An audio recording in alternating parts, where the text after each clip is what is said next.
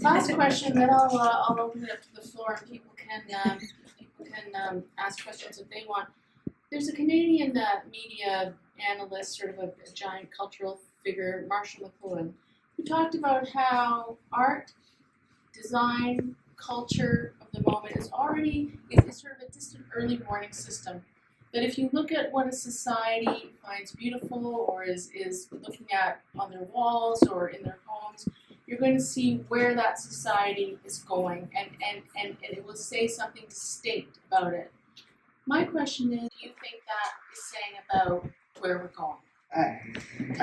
I think there's something to be said for a very subtle hindsight going on with things. I think the social events will have happened, and then everything else follows on. So artists will follow, very subtle and perhaps more receptive to changes in social standing or whatever, or culture, before anybody else does. Same with designers as well. Differences in manufacturing will start to change subtly. That will, I suppose, educate or influence designers and artists to react in some way. I don't think, and maybe with the multitude of it happening, and then with the benefit of hindsight, people say, oh, well, that was all happening, and that's clearly indicating the way forward. I would doubt that, because then whoever designs soft furnishings would have the key to the answer to the universe.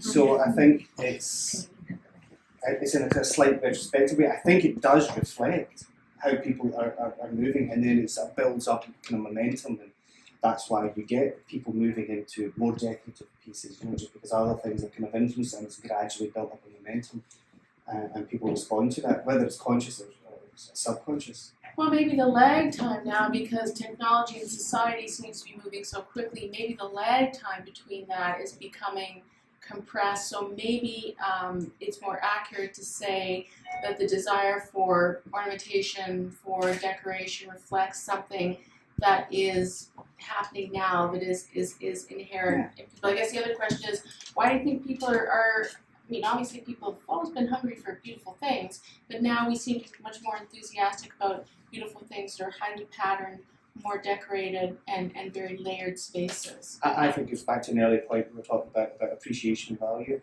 and craftsmanship, and people's basic understanding and knowledge and education about design and about art is far more widespread, and not the kind of niche source that it kind of once was, where people just kind of didn't get interested with it. It's everywhere now.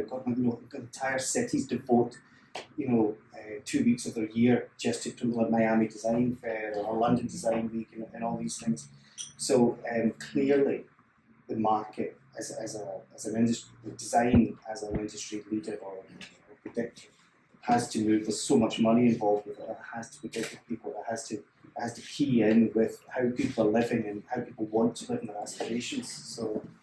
So to a degree, I think it's a very subtle hindsight thing going on.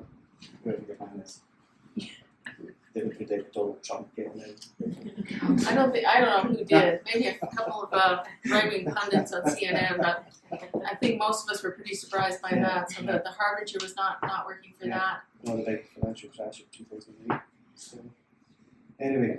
Thank you so much. Fascinating. I'm so pleased to have met you. Like, as I say, like everyone here, I'm a huge fan of your work. I think it's just beautiful things to be around and to look at. So thank you for taking the time with us.